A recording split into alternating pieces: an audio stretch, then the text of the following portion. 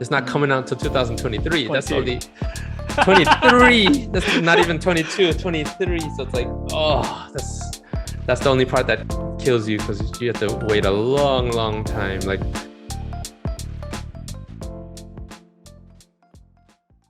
when you've worked on Shang-Chi, what challenges you had to come across, especially representing the first Asian superhero on the big screen? Shang-Chi, man, that was what a project to work on. By that time, I've worked on so many of the Marvel films, right? 20 plus at that point. And throughout the years, we're just introducing more and more characters, right? From the early days of, obviously, from Avengers to, introducing Guardians of the Galaxy, to introducing Ant-Man, Captain Marvel, Doctor Strange, Black Panther. It just kept on adding to this already amazing universe, right? So, and that's why all of it culminated to Avengers Endgame. And then we all got to experience that crazy final battle, but only as a result of 10 plus years of character building. So to lead the visual development team in bringing the first solo title Asian superhero character in the Marvel universe, I mean, I was honored, right? And obviously, myself being Korean American, like, yes, I'm waiting, So, I mean, even though Shang-Chi obviously it's Chinese, but we want an Asian character to be represented, and so that one was definitely such a great pleasure to work on. It was a challenging one, right? Because when you're working on a character that is Asian, like, obviously there's so many landmines, right?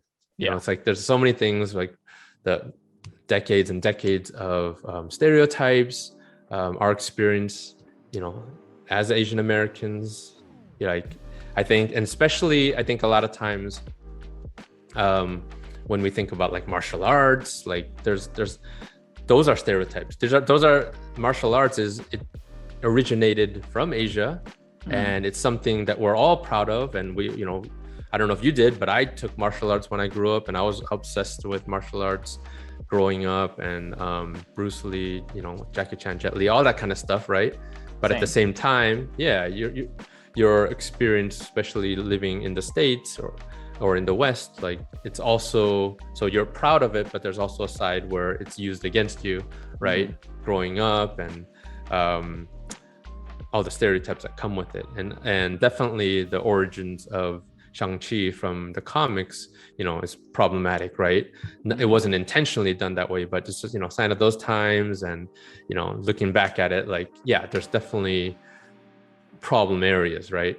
So I think traditionally, whenever we're creating the live action version of a comic book, we're doing a deep dive into the source material, the comics, and we're generously borrowing from those storylines, from those characters. This is probably the first one where that we did less of that because of the problematic areas, right? From the origins. So this one lent us more freedom to explore, but with that comes challenges, because now it's like, you can do anything, so it's a good and a bad thing. So this one was challenging, and I was there from the beginning, working with Destin Daniel Cretton, the director, and I saw Dave Callahan, who was the writer as well, and working with Jonathan Schwartz, a producer, and of course with Kevin Feige. So while they're doing the writing and trying to create what is the story of Shang-Chi and who are these characters, like, me and myself and the team are doing design work, and we're exploring, because they came to us and said, what do these rings do? Right? So we're trying to brainstorm. So we're doing designs. The producer came to me, said, Destin had the idea of doing the rings on the wrists, very much like those martial arts training rings, the Hungar training rings. So they're like weight rings. Yeah, and you saw that like in Kung Fu Hustle, that kind of thing. So they're not meant to be weapons, but you know, in that movie they did. So that whole idea of having rings here on the wrists and the arm rather than the fingers, because so much is so similar to what we just experienced with Thanos and the Infinity Stones and everything. Yeah. So, but then, you know, the question is, what do they do? You know, because in the comics, they do all these different things, and they had different attributes of every little thing in the comics. Yeah, which is again very similar to the Infinity Stones. So we explored everything. We, you know, did stuff that was, you know, in that range, but we also did stuff that's just more melee, kind of, you know, more tactile and projectile weapons and how they can flow around and all that kind of stuff. So but then as we're doing design work as well, like we're always trying to be very sensitive to like the culture as well. We want to honor the culture. We want to be sensitive to the culture in everything that we do. We're always trying to honor the source material, but again, this one's like a little different. So it's more about honoring the culture and what does it mean for the first, you know, Asian superhero. So it was a challenge because of all of that, because there's so much, you know, and at this point, there's the MCU, the Marvel Cinematic Universe, there's so much that was built. And then every time we build another layer on this cake that is the MCU, it's exciting, but it gets challenging too, because you have, you know, so much history now that's already happened. So, you know, one, you have to create something that's new, that brings a new aspect to this universe. You know, at this point, as we're designing, they're like, or come with ideas, they're like, oh, but that's similar to what was done in Guardians, or that was similar to, you know, there's so many things where we've kind of gone there. So what new ideas are there? So along with the cultural stuff, challenges, there's also like just the whole universe that we've created that we're trying to build upon that presents challenges. But it was definitely a fun and exciting challenge that we went on. Moving forward to from that, it's like I'm wondering personally about yourself when you've seen like works of not just the concept like image but coming to life, like how I was wondering about your impressions about that, including even if it includes Shang-Chi or previous projects you've previously worked on. I was wondering about like how did it feel like seeing all that work sort of come to life? Yeah, that's where I, you know, the 14-year-old kid who was like, you know, used to collect comic books, and just that the wonderment that I had every time I walked into a comic book store and then saw the new issue of whatever, Iron Man or West Coast Avengers, X-Men, and then the joy that I would have in seeing these characters and going home and reading them, and then just kind of diving into these worlds. Yeah, that's when that part. So the part that I've talked about so far is the design phase, right? Yeah. So myself and the team were spending so much time coming up with these designs of these costumes, of these characters, creatures, doing keyframes. The other part of my job is once we finally get approvals on these looks, the collaboration with a costume designer, you know, really starts coming into play. So for each project, you know, we have wonderful collaborators and costume designers where, you know, they'll take a design and then they'll make it like real onto that actor, which is not an easy thing at all, because it's one thing to kind of come up with something on paper when you're painting and idealizing that kind of thing, but there are limitations when it comes to real human beings, and on top of that, actors that need to be able to perform and act and fight and be able to move and be comfortable and all that kind of stuff. So it's not an easy task at all. So I've watched and worked with costume designers, seen what they do, and I'm always so impressed because it's not an easy job at all. But you know, I've worked with so many great costume designers through the years. On WandaVision, you know, Maya Rubio, who won an Emmy, you know, for WandaVision. You know, I was there like working alongside with her after I came up with the design for the Scarlet Witch, her look, and then I will have my in-house 3D modeler Adam Ross. You know, I worked with him coming up with the what's it called, the crown, you know, based on my design. And then from there, we start working with Maya's Rubio and the specialty house in Jose Fernandez and Ironhead. And then going back and forth and trying to refine this, over like body scans of the actor. And then I'll go to the fitting, right? So I went to the fitting, one of the final fittings with Elizabeth Olsen, and seeing the full costume on her with the crown. That's where I'm just like, oh my gosh, this is amazing. Because, I remember starting with a blank page, looking at the comic, all the different ref, and then doing all these iterations, and then taking weeks and sometimes months to finally get an approval, and then to finally see it on the actor. It's a surreal feeling that it's hard to describe. And then a lot of times I will go on set as well, and I'll watch them film. I did that on Ant-Man and the Wasp, seeing going from designing Ant-Man and the Wasp, going to working with the costume designer Louise Frogley and Ivo Coveney, and then going to the fittings with Paul Rudd and Evangeline Lilly, going on set, working with Peyton Reed, and then watching like actual scenes that I've read in the script, and seeing the suits that we've all helped to build and design. It's nothing but surreal. It's a insane feeling, but it's so rewarding. It's so rewarding to all the collaborators and all the people I get to work with. It's always an honor, and then eventually to go to the premiere, the red carpet Hollywood premiere with Marvel Studios, the actors, and you finally the Shang-Chi premiere was one of the most fun premieres I've been to in all my years, and to see it finalized on the big screen with the actors, with the people who worked on the film, and then to be able to right away shake Destin's hand and Simu's hand, congratulate them, seeing the excitement in the air.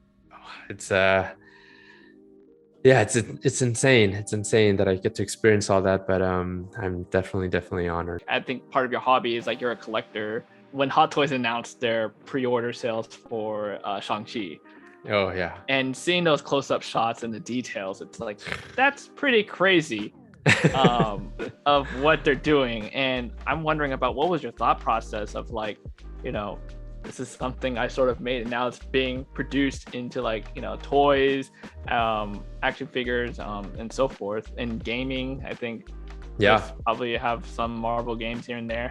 Yeah, you got to understand, I grew up in the 80s, right? Yeah. And it was all about Saturday morning cartoons, 3 o'clock after school cartoons, and toys. That was my love and passion. And then eventually I got into comic books, but even before comic books, it was all about cartoons and toys. So I was a hardcore collector from, I love G.I. Joe, Transformers, Robotech, Thundercats, all that, He-Man. So I had all those toys. I was very spoiled. but yeah, and then the Sears catalog back in the day, where if you open it in the toy section, they have all the toys all in a display. They weren't just shown as individual characters or toys that you can buy. They set it up like a diorama, and you're just like, oh my goodness. And then of course with my limited budget, I have to be picky, really pick and choose which one do I want for this Christmas or whatever, my birthday. So yeah, I've always kind of loved toys, and that era was just it's always so near and dear to me, right? So yeah, and then to be working here at Marvel Studios, and now they create these toys that are movie accurate, where they look just like the actor, and I see the costumes on these toys, these 1/6 scale figures. They're called toys, but they're not toys, but yeah. I feel like they're just more of statues at this point. Essentially movable statues, right? Yeah. But the costumes are so impressive because obviously I get to work with the costume designer, so I know exactly what these costumes look like. And when I see these toys that are behind me, for those of you can see this, they're incredible. I'm just I don't even know how they do it. All these artisans from Korea, Hong Kong, I think a lot of the sculptors are over there. They're incredible artists. I follow them on social media. I hope to one day visit them and their studios, because what they're able to create is just masterful, right? So yeah, that's the other part. Like, I get to work with these actors, I get to help create these films, but then the icing on the cake is to finally hold that Simu Liu shrunken down to 1/6 scale. Yeah, 1 scale. Yeah. No, I feel about like, because I have the Wenwu and the Shang-Chi Marvel Legends figures. Yeah. And to me, honestly, it's actually one of the very first few times I bought an action figure. And I was like, I feel like that's a significant important, but seeing it's like, wow. Yeah. A feeling. And then I saw the Hot Toys collectible, and I'm like, and I looked at the pre-order pricing, and I'm like, oh, okay. Let me look into this a little more further. And it's like, it's insane. But that's why, even though I put a pre-order in for, Shang-Chi, the hot toy, it's not coming out until 2023. 22. That's only 23. That's not even 22, 23. So it's like, oh, that's the only part that kills you, because you have to wait a long time. Like, I'm still waiting on, what am I waiting for? The Captain Marvel from Endgame suit that I designed, but that still hasn't come out. Of course, Black Widow and Taskmaster, like that's not going to come out for a bit in the Scarlet Witch one. So there's a lot of waiting, but it's all worth it. Yeah, I do have a backlog of pre-orders, but once you get it, that's why on my YouTube channel I've done some box openings. Yeah. Because I want to share the joy that I get to experience. Essentially, those videos that I do are me, as a little kid, 5-year-old, on Christmas morning. It's like you're witnessing that same level of excitement. Coming from an artist, I was wondering about maybe about advice for people that are trying to get into the industry. And I was wondering about what would be the advice you would give for any artists that are trying to obviously maybe come up to Marvel or even go into other different opportunities. Yeah, that's a great question. I think, and that's one of the things I love to do. Like I always have I started having a booth at San Diego Comic-Con, and then at Lightbox Expo. So now I'll meet a lot of young artists, such as yourself, and I'll look at their portfolios. I did a portfolio review on my YouTube channel recently. So I love talking to young artists, because I always remember myself as a child and the joy that I had watching cartoons or reading comic books. I also always remember myself early in my young adult, I guess 18, early college years, where I dreamt of my eventual career of working in comics or working in film, that kind of thing. So I remember what it's like being on that side, dreaming, and then working hard to hopefully one day achieve that. But I remember during those years, I never had the confidence, like a cocky confidence where I'm like, oh yeah, I'm gonna get it. I never had that, right? I always knew I had some level of talent, but it was always like, I know I need to work hard, and I'm gonna do my darndest to achieve my goals, but I'm not confident that I'm gonna be guaranteed to achieve my goals, but it's not gonna deter me from trying, at least. So, I think the advice that I'd give to young artists, the first thing is to figure out what you're passionate about, right? So like, what do you like to create? Because at the end of the day, art is labor intensive, and art is also grueling. It's great, and it's, in some ways it looks glamorous, and you get to draw and create stuff.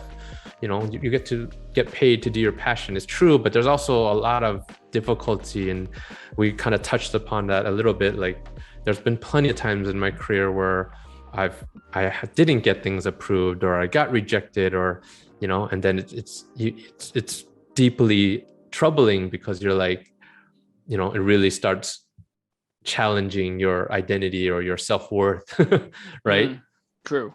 So I think because it's not just all glitz and glory and rose petals, and just joy. It is challenging. It's a tough job as well, and it's labor intensive as well. Just a number of hours. You what's going to sustain you, one is your passion. So you got to be doing something that you're passionate about, rather than like, a lot of times there's trends or that kind of thing. So like, oh, maybe I'll try that. But if it's not something that you're actually passionate about, you mentioned it, before, you're going to get burnt out because you're doing something that you don't really love, right? So when it comes to the art field, I'm saying all that, figure out what you want to do, and it doesn't mean you have to decide now, but at least start exploring, narrowing it down to like, do I want to go into animation? Do I want to go into games? Do I want to go to film? And then within that, do I love designing characters? Do I love designing creatures? Do I love designing cars, vehicles? Do I love designing environments? Every artist has their own kind of sensibilities and things that, how they're wired and what they like. For me, it was always characters. I loved superheroes, and I loved when I watched cartoons, drawing the characters, He-Man and Robotech and all that kind of stuff, right? So I kind of always knew I liked characters, but a lot of coworkers, they love, or peers, they love environments, and they're so good at creating sets and vehicles and all that kind of stuff. So I think it is finding how you're wired and what type of art you like to create. And then you mentioned portfolio. Then it all becomes about how do you get your portfolio to reflect the best version of what you're passionate about into that portfolio. Because at the end of the day, you're going to live and die by your portfolio. I mentioned that I dropped out of college twice. So I have 0 degree. This is the one field similar to maybe like an athlete or an actor or a musician, where the resume is not as important. The degree is not as important, because at the end of the day, you could have the most amazing degree and went to the best schools and got all the best grades, but if your portfolio is weak, it doesn't matter. The person who has 0 degree but the portfolio is strong is going to get hired over that person who went to Juilliard and but their music is not as good as somebody who just graduated from high school and somehow is a phenom, right? Yeah. So I think that's kind of my answer. What are your inspiration or sources from your concept development? I guess that's similar, right? Because the inspiration for the concept starts from the source material, from the comic. So that's going to be the first area of inspiration, right? Because we're adapting stories and characters from that. So yeah, it's really, so I'm getting inspiration from artists, right? Because our artists are the ones who are creating these characters, the writers and the artists. So from Jack Kirby, Steve Ditko, obviously Stan Lee and all the different writers throughout the decades. And then in all the research that I'm going through, that's where you find inspiration, right? From fashion to, like I mentioned, the natural world. Sometimes you find reference that's not even related conceptually to that, but you can find inspiration from textures, from plants, right? But you look at nature and you're just like, oh, that's a really cool, what happens in nature, you can derive some things from nature into conceptual ideas for like the way Hela's cape, the texture on her cape, or even the way her powers are, manifested. Like, it can come from a vast array of different sources, but another source of inspiration is watching film and television, streaming shows, like, so you're seeing other people's creations, nature documentaries, and then the world around you, just going out and getting away from the computer screen to find inspiration as well. So music as well. So yeah, it's all around us. Were there initial designs or styles that what Shang-Chi could have been?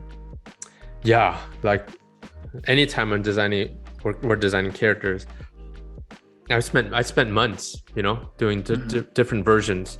So eventually, when the art book comes out, I'll be able to share like all the different versions I did. But I don't know, I can't count how many I did. I did many, because I spent months, right? So I did the whole range from, because the story was being developed and it wasn't settled on what the story was or exactly what he would be wearing or why he would be wearing it. So I did everything from very traditional, like Chinese, like outfits, cultural outfits, but also I knew he was also going to be spending time in America, right? So I also did very modern, more contemporary, even urban looks, that had touches of his past, but they're very much something like that you and I could wear. So and then doing some that are a little bit more superhero-y, but then again going back and doing some that are very like more like the martial arts, types of outfits, and then going back and doing contemporary, more cool urban looks, and even some I think I gave him even like what do you call those? Not a backpack, slings and things like that, right? Yeah, so, you gave him a sling, and there was like a hoodie. I think, was he wearing a hoodie? No, he was wearing more of a. Yeah, I think one of them had a hoodie and stuff, but yeah, I did stuff like that. I didn't design those outfits. That was from the costume designer and Kim Barrett. I just did the superhero, his final costume. But in my concept design phase, yes, I definitely did. There were hoodies in there, so even so there were all different types of exploration. So yeah, that's part of the fun. And then as I'm doing those, I'm showing that to Daniel Cretton, the director, and then the leadership of Marvel. And then that becomes a discussion of like, okay, that's kind of cool. And then they'll have whatever comments, and then I'll go back, spend another, week on iterating different versions. And it's just a back and forth collaborative process until finally they said, okay, this is it. This is the design. And then at that point, start working with the costume designer and trying to realize that design onto Simu. But even that becomes a whole, like, back and forth and trying to figure out, and things can change at that point as well. Yeah, like, oh man. Now I'm really wanting, like, if Marvel is willing to partner up with a shoe company and release the Simu like sneakers, I'm like, I'm buying that right away. I'm like, those shoes look nice. yeah. I think they were like, weren't they like Air Jordans or something? Yeah, they were Air Jordan 1s. Because in my concept, I didn't have them as Air Jordan. I just had it some kind of indiscreet sneakers. Yeah. So, but I did have it as majority black, and the bottom, trim was white, and then I had a little bit of red trim as well.